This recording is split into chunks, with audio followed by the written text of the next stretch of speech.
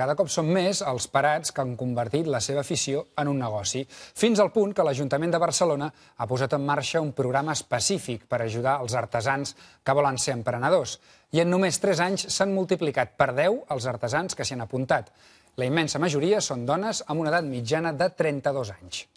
Ells em van ajudar a fer el pla d'empresa, que seria com posar números i com passar un somni que tu tens a números reals.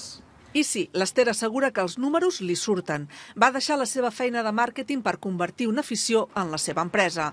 Dibuixa quadres amb nines que després són les protagonistes d'objectes il·lustrats. Són productes que ven en 3 centres comercials, 2 a Barcelona i 1 a Saragossa. I com altres artesans contemporanis, compta amb el gran aparador virtual que li ofereix internet. El d'artesà és ara com ara un ofici en alça tant pel que fa a l'autoocupació en temps d'atur, com per la demanda d'aquests productes, molt estesa al nord d'Europa i que aquí comença a despuntar.